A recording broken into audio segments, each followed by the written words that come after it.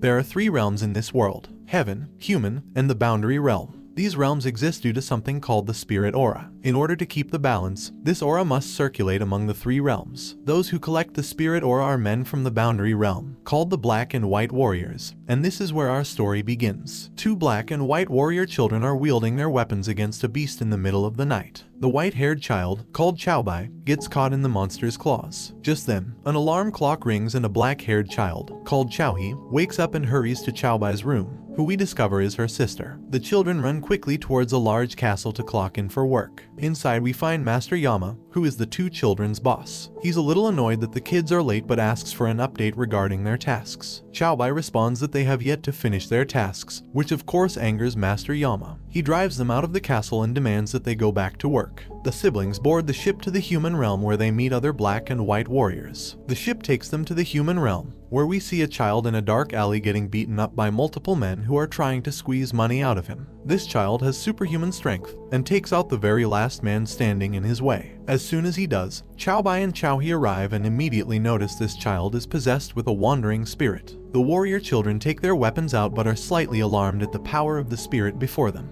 They opt for Plan B, which is to take a defensive and an almost escapist approach to fighting, and tire out their opponent. They actually run away from the fight and try to seek help from the spirit hunt team, but the wandering spirit catches up to them. The 2 are then taken away by an unknown force in the spirit, who is now the beast from earlier, which follows them to a nearby rooftop. Heibai gets clawed, but Chowhee catches her before she falls to the ground. The monster gears up to attack the kids, but another warrior blocks the attack and helps the kids fight the beast. The wandering spirit eventually gets defeated, and the woman who helped them flees without a trace. Bai Long, who is a powerful spirit hunter, locks in on more wandering spirits escaping from a sealed area. Him and his team scramble to strengthen the seals and inform the palaces in other realms at once. Meanwhile, Heibai and Chowhee get scolded by Master Yama for not being able to defeat the wandering spirit. He threatens to fire them, but the 2 aren't even listening to his sermons. Suddenly, Zhang Kui, a 10-hell general, arrives at Master Yama's place. It is revealed that he's the kids' caretaker, and even goes so far as to jokingly ask Master Yama if they can stay at his house for the time being.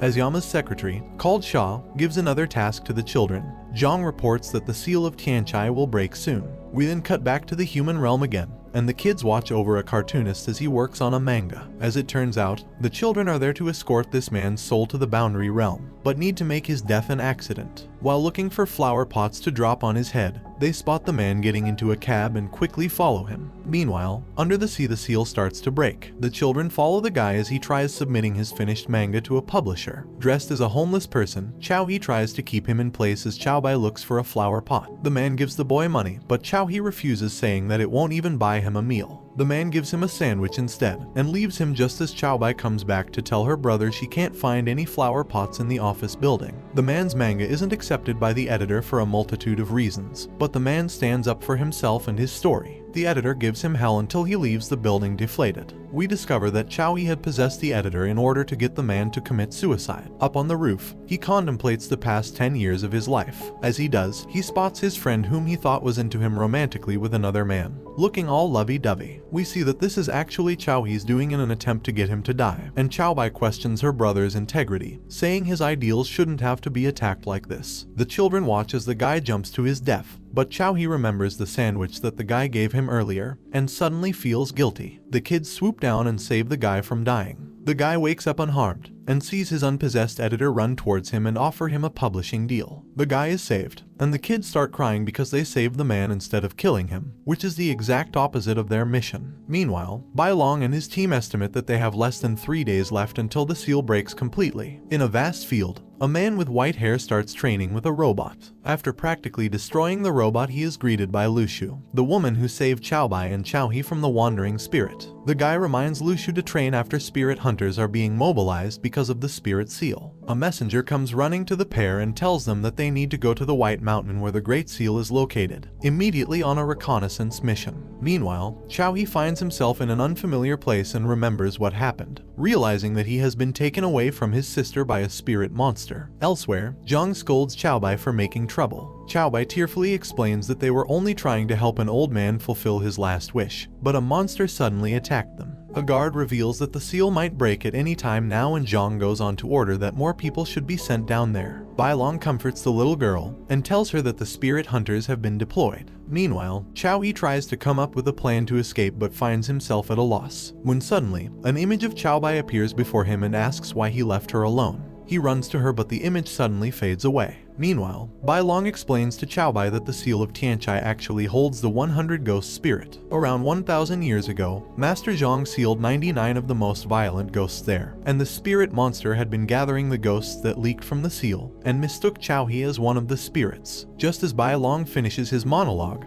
the seal gets broken. The water below starts to glow red before exploding, releasing immense energy to the world. Somewhere else, Chao He reflects on his life with Chao Bai, when suddenly he hears a whistle coming from somewhere. He runs towards the sound, stopping in front of a large statue, and asks if there's anyone who can hear him. Just then, a man on top of the statue laughs at his plight. With the seal broken, spirits are free to escape into the human realm. The spirit hunters work hard to stop them, but a large monster spirit emerges from the seal and confronts Zhang and his crew. They immediately realize that this is the 100 ghost spirit. Meanwhile, Chao He is busy with his own enemy. This guy taunts him, and immediately puts restraints on poor Chao He. The guy reveals to Chao He that he is imprisoned inside the seal, and now he's stuck down there with other vicious spirits. Back outside, Zhang and the 100 ghost spirit reunited before getting into a fight. However, Zhang easily defeats the spirit with his spit, and then orders for the Jinko cannon to be prepared soon. Bai Long asks if he's sure since the cannon is really strong, and Zhang responds that bombing the place to the ground is better than having Chao He turn into a monster like the 100 ghosts. Back down, Chao He breaks out of his restraints easily. He watches as the spirits get absorbed by the guy antagonizing him, completely unaware that a monster is behind him. Back on the ship, Zhang says that he'll rescue Chao He. Lu Shu appears and Zhang entrusts Chao Bai with her care, before instructing Bai Long to launch the Jinko cannon and destroy the Great Seal if he's not back in 1 hour. Zhang jumps into the seal to find Chao He. Chao He easily defeats the monster sneaking up behind him. He is attacked by the man, who finally introduces himself as San Wuzi. He seems to know Chao He personally, even calling him by his real name, Wang Heng,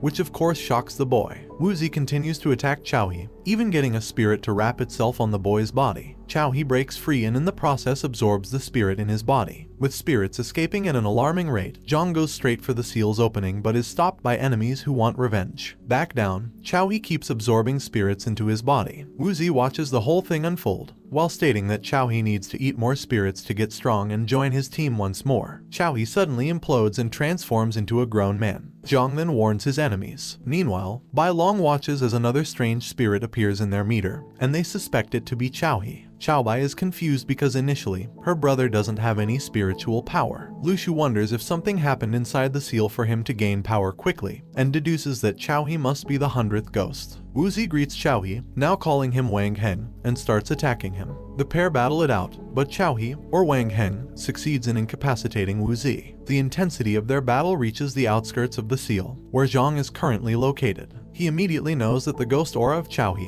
which is Wang Heng, has been released. Zhang finally defeats the people trying to stop him from getting into the seal and goes on his merry way. Back down, Wuzi wants a round 2 with Wang Heng, but his words strike a chord in Wang Heng's memories. Wang Heng remembers a younger Chao Bai, asking him not to leave her alone. This momentary pause gives Wuzi an opening and tries to swallow Wang Heng. However, the latter keeps getting flashbacks of his past human life with Chao Bai. On the ship, the signal meter is heavily damaged, rendering them almost useless in monitoring the seal. Once the screen returns to normal, Bai Long sees glimpses of Wang Heng about to be feasted on by Wuzi. Back down, Zhang appears just in time and confronts Wuzi. The latter admits to eating Wang Heng, which makes Zhang angry. However, the energy Wuzi gained from Wang Heng gives him incredible power, and he manages to stop Zhang with ease. Up on the ship, Bai Long and the crew see all of this happen and try to hide it from Chao Bai, but it's too late. Back inside the seal, Zhang is fuming and threatens Wuzi. Wuzi taunts Zhang, which was an incredibly bad move on his part,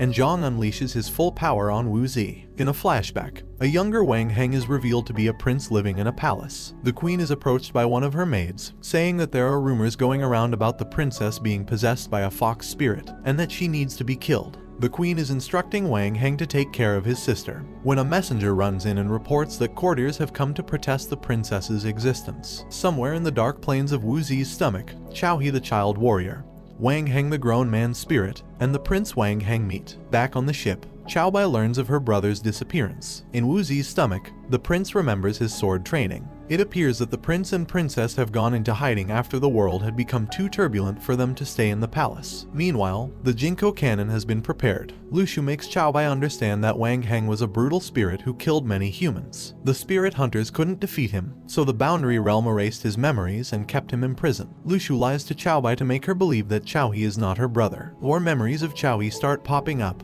and in this one, the prince and princess are almost killed by someone they trusted. Suddenly, the fox spirit that lives inside the princess appears and defeats the men. In another flashback, the prince and princess are still in hiding. Heibai, whose name as a princess is Chawan, refuses the steamed bun her brother offers her. Xiaohe then gives her a pretty toy that resembles a flower, and Chawan refuses to play with it still. However, she eyes the toy and suggests to Xiaohe to visit the Old Autumn Festival in the hopes of getting food for them. She takes the toy and thanks Xiaohe as he leaves. Suddenly, the fox spirit comes out of the princess and is confronted by Lushu and another warrior. Meanwhile, Xiaohe gets mooncakes for his sister but overhears a couple of village folk saying that the princess of the past dynasty was captured and will now be tortured. Xiaohe hurries and sees Chawan in the middle of the palace grounds. The fox spirit refuses to leave her body, and the spirit hunters have no choice but to leave and let the palace guards kill the princess. Xiaohe watches as his sister is torn to bits, and in the end, Xiaohe is also killed by the people. Lushu's subordinates run to the 6th palace when they encounter Yao Renju,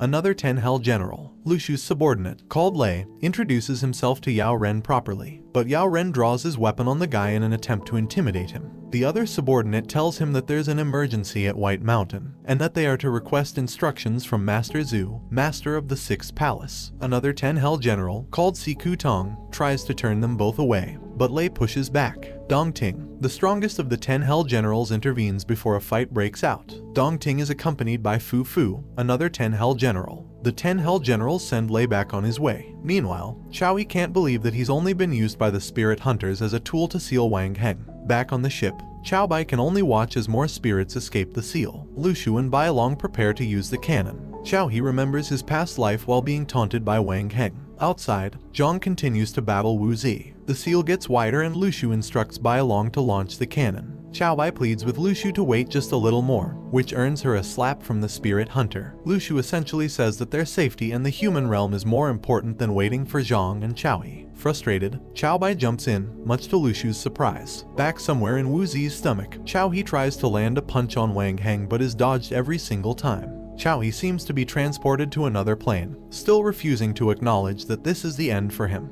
Back outside, Zhang succeeds in wounding Wu Zi. Before he can finish him off, he is ripped apart from the inside. Zhang watches in horror as Wu Zi seems to be eaten by another entity behind a smoke cloud. Then from behind the smoke, Wang Heng emerges, and this brings the anime to an end. Don't forget to like and subscribe if you enjoyed, and turn on the notification bell so you never miss out on another video. Until next time, take care.